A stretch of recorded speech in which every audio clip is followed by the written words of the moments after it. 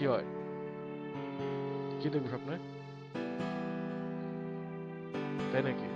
ভয়ঙ্কর ব্যাপার স্যাপার দেখা যায়। তাহলে উকি দেওয়া যাবো না না?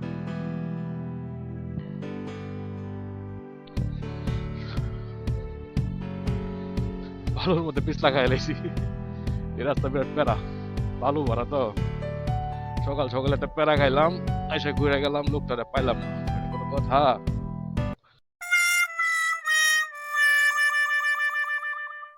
আসসালামু আলাইকুম এভরিওয়ান, গুড মর্নিং। ঘড়িতে এখন সময় সকাল 5:30। আর আমরা বের হয়েছি কয়েকজন বন্ধু বান্ধব বা ছোট ভাই মিলে। আমরা যাচ্ছি হচ্ছে খেজুরের রসের সন্ধানে। এবার শীতকাল চলে যাচ্ছে, প্লাস গতবার হচ্ছে খেজুরের রস খাওয়া হয়েছিল, বাট এবার এখন পর্যন্ত খেজুরের রসের খাওয়া হয় নাই। সো দ্যাট আসলে এবার খেজুরের রসের সন্ধানে মূলত বের হয়েছি। তো দেখা যাক আমরা আসলে খেজুরের রস পাবো কিনা শিওর না, তারপরেও আসলে একটা ট্রাই তো দেওয়া যায়।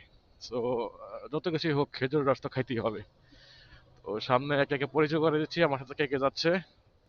আর এখন আছি হচ্ছে আমাদের এলাকাতেই, এইমাত্র মেইন রোডে উঠলাম। ও এদিকে মনে হচ্ছে বিয়ে শাদীর ব্যাপার স্যাপার আছে একটা। তো যাই হোক, তো আমরা যেতে থাকি, সামনে যেতে যেতে বাকি কথা বলতেছি। আর কোথা থেকে খেজুরের রস খাচ্ছি, কত করে দাম পড়তেছে, কি সমাচার, আপনারা যারা আমার এলাকার আশেপাশে আছেন যারা খেতে চান, তারা ইনশাল্লাহ আমার এই ব্লগ দেখলে খেতে পারবেন। আর যাই আগে দেখি পাওয়া যায় কিনা, পরেরটা পরে। ওরে বাবা, এখানে আবার নতুন করে বিট দিছে। ও এত বড় বিট কেন? হ্যালো, এখানে সেনাবাহিনীর ক্যাম্প। ও, এত উঁচা উঁচা ভিড় দিছে। ওকে, সামনে যাই, পরে বাকি কথা হচ্ছে। সকাল সকাল বাইক রাইড করার মধ্যে একটা অন্যরকম মজা আছে। সেটা হচ্ছে যে খুব ঠান্ডা একটা পরিবেশ থাকে, সেটা হোক গরমের সময় বা শীতের সময়। মানে সকালবেলা হচ্ছে যে বাইক রাইড করার জন্য করলে আসলে আমার কাছে যেটা মনে হয় পার্সোনালি, যে মন মাইন্ড সব ফ্রেশ থাকে। আর আসলে যেহেতু শীতকাল, আর হচ্ছে যে প্রচুর পরিমাণে কুয়াশা পড়তেছে এখন ইদানিং।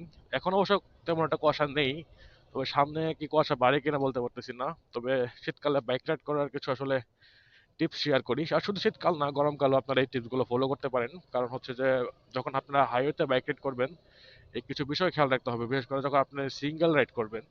হ্যাঁ, গ্রুপ রাইডের ক্ষেত্রে হচ্ছে যে সবসময় গ্রুপের সাথে থাকার চেষ্টা করবেন। আর সিঙ্গেল রাইড যখন করবেন তখন হাইওয়েতে খুব বেশি সতর্ক থাকতে হবে, কারণ ইদানিং কালে হাইওয়েতে প্রচুর পরিমাণে হচ্ছে যে ছিনতাইকারী প্লাস হচ্ছে এই ধরনের মানে দুষ্কৃতিকারী লোক যারা আছে, তারা হচ্ছে হাইওয়েতে প্রচুর পরিমাণে বাইক ছিনতাই, তারপর হচ্ছে মানুষের মানে টাকা পয়সা, মোবাইল লুটপাট এগুলো চলতেছে।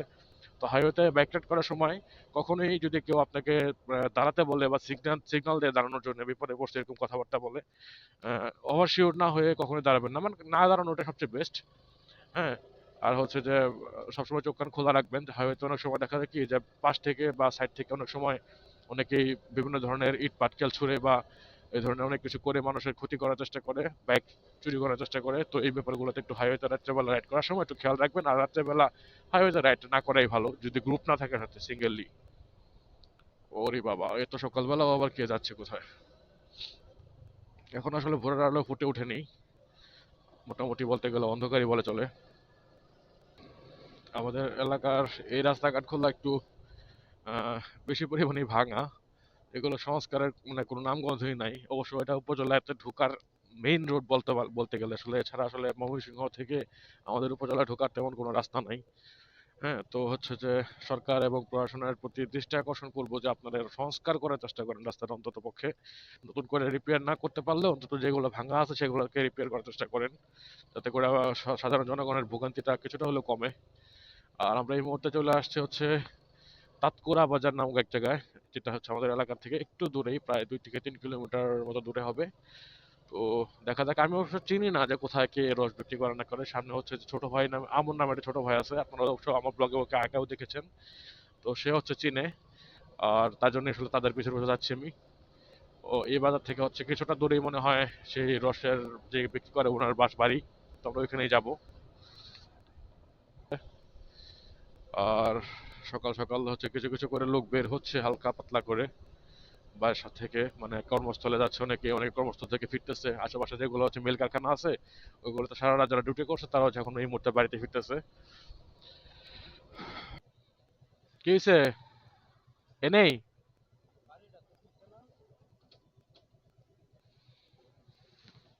এখানে দাঁড়াবো? ঘুরাইতে হবে? এদিকে ঢুকবা? সম্ভবত রাস্তার কিছুটা উল্টাপাল্টা হয়েছে, নাকি চিনতে পারতেছি না, বুঝতেছি না। আবার ঘুরাইতে বললো, আবার ঘুরে এলাম।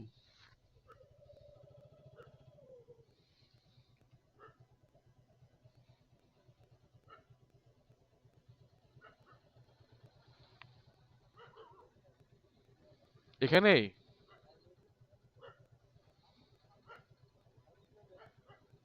বাড়িতে যাবো বলতে বাড়ি কোন জায়গায়?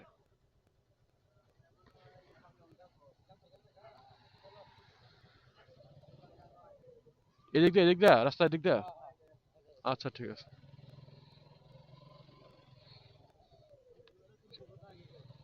রুনি তো আগে মনে হয় আসছিল, চিনে তো, আমিও তো চিনি এদিক দিয়ে, কিন্তু আমন তো ওটা বললো না কিছু।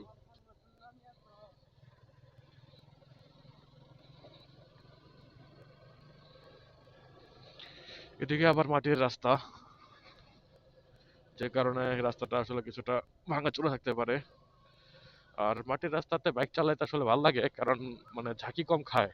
মানে যদিও ভাঙা থাকে, সেটা হচ্ছে যে উঁচু নিচু থাকে, তবে বাইকের মানে গ্রিপ ভালো থাকে আমার কাছে যেটা মনে হয়, বিশেষ করে শীতকালে, শুকনাকালে আর কি।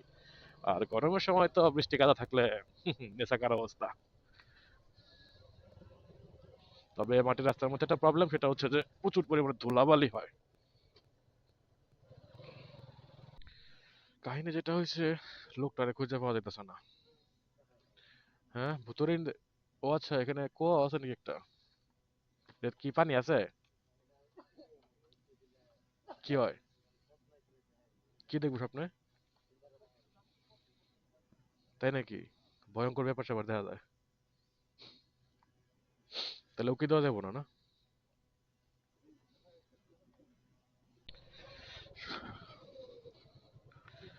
বালুর মধ্যে পিছলা খাই লাইছি। এই রাস্তা বিরাট প্যারা, বালু ভরা তো।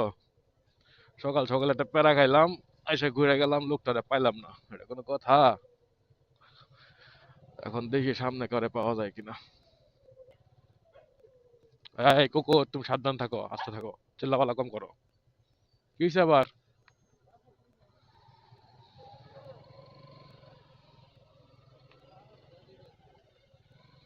চলো লোকের বাসায় যাই, কি করবো আর। পাওয়া গেল না ওই জায়গাতে। বাসা কোনটা? ও, এনে বাসা থেকে আমরা হেনতে খুঁজে পড়ছি, বাসাতে খুঁজ দিতে পাইতাম। এই বাসা?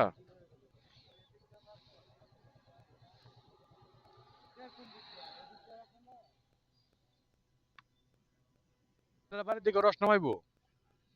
ও,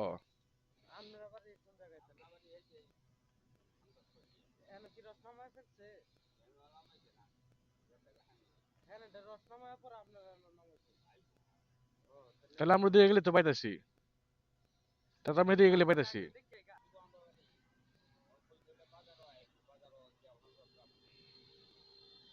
কি একটা অবস্থা, যে লোকটা রস বিক্রি করে ওনারা খুঁজে পাইতেছি না। আজকে কি খাইতে পারবো কিনা বলতে পারি না, সময় তো প্রায় শেষ পথে। 10টা মানুষ, 6:30 বাজে না? 5:30টার সময় বের হইলাম, 6:30 বাজে, ওর মধ্যে রসের সন্ধান পাইলাম না। এই হইলো কপাল। এক একজনের জিজ্ঞেস করি, এক এক দিকে দেখা দেয়। চলো আবার ওইদিকে যাই। শেষ পর্যন্ত কত জায়গায় যে খুঁজতাছি, লোকটারে পাওয়াই যাইতেছে না। বাজারে আসলাম, বাজারেও নাই। এক একজন এক দিকে দেখা যাচ্ছে, আর পাগলের মতো ছুটতাছি, কিন্তু খুঁজে পাইতেছি না কোথাও লোকটাকে। এখন বুঝতেছি না কি হবে। একটু আগে অবশ্য রসার গন্ধ পাইলাম।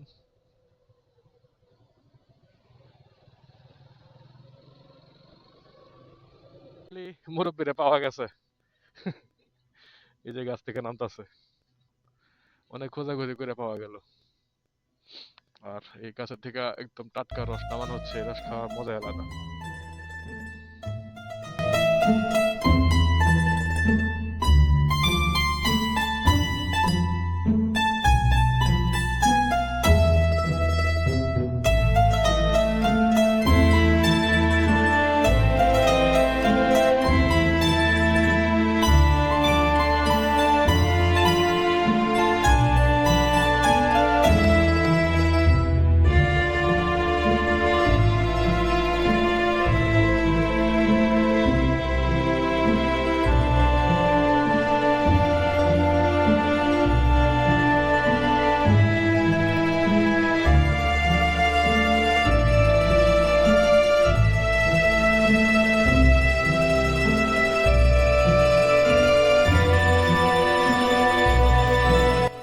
রস খাওয়া কমপ্লিট করে আমরা আবার গেছিলাম একটু বাইকের মধ্যে রস ভরতে, মানে ফুয়েল ভরতে।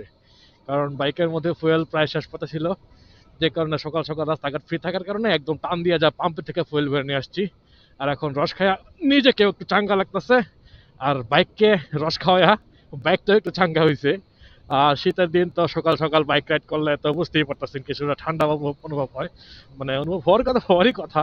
তবে আজকে একটা ভালো দিক কি, আজকে হচ্ছে রাস্তাঘাটে কুয়াশাটা অনেক কম, যে কারণে হচ্ছে যে বাইক চালায় মজা পাচ্ছে সকালবেলা। কারণ এত সকালবেলা আসলে একটু রাস্তাঘাটে শীতের দিন কুয়াশা থাকলে হয় কি দৃষ্টিশক্তি, মানে দৃষ্টি শক্তিটা কম পাওয়া যায়, যে কারণে বাইক চালায় তেমন একটা মজা পাই না। আর আজকে যেহেতু কুয়াশা একটু কম, যে কারণে হচ্ছে যে বাইক চালায় আসলে সত্যি মজা পাচ্ছি। আর সকালবেলা আসলে তো সকালবেলা বাইকটাও নর্মালি চালানো হয় না, তো আজকে যে কোনো একটা উসিলায় হোক আর নিজের ইচ্ছা থেকেই হোক বের হয়েছি, ভালো লাগতেছে ভাই। আর কি বলবো, এখন হচ্ছে যে চলে যাবো হচ্ছে বাসার দিকে। রস টস তো খাওয়া কমপ্লিট হইলোই, মোটামুটি পেট ভরে গেছে রস খাওয়া। আজকে সকালবেলা আর কিছু নাস্তা টাস্তা না করলে চলবে। তবে দোয়া করতেছি যেন নিপা ভাইরাসের মতন ভাইরাস না পায়। তবে রসের পরিমাণ ভালো ছিল, মানে পরিমাণ বলতে রসের যে হাঁড়িতে রাখছিল ওই হাঁড়িটা ভালো ছিল, আপনাদেরকে দেখাইছি, ভিডিওতে দেখছেন অবশ্যই। মানে উনি খুব যত্ন সহকারে রস পারে, এবং ওনার কাছ থেকে দীর্ঘদিন যাবত রস খাওয়া হয়, মানে প্রতিবার শীতের সময় ওনার কাছে আসা হয়। আল্লাহ ওনাকে নিয়ে খায়াত দারাজ করুক, উনি আরো দীর্ঘদিন বাঁচুক, আমরা যেন আরো প্রচুর পরিমাণে রস খেতে পারি ওনার কাছ থেকে। প্রতি বছরই এক দুবার করে আসা হয় এখানে রসের জন্য, বিশেষ করে শীতকালে। শীতকাল ছাড়া তো রস হয় না। সো এই ছিল হচ্ছে আজকের ব্লগ বা আজকের কথাবার্তা। আর কি বলবো, আজকে রস খাওয়া নিয়ে আজকে মূলত ভিডিওটা ছিল। রস খাইলাম, আশা করি তেমন কোনো সমস্যা হবে না, দোয়া করেন ভাইয়ের জন্য। আর এখন আসি হচ্ছে ঢাকা, সরি ঢাকা না, ময়মনসিংহ কিশোরগঞ্জ হাইওয়েতে। আর কিছু দূর যাওয়ার পরই হচ্ছে আমি আমার এলাকায় চলে যাব। তো সবাই ভালো থাকবেন, সুস্থ থাকবেন।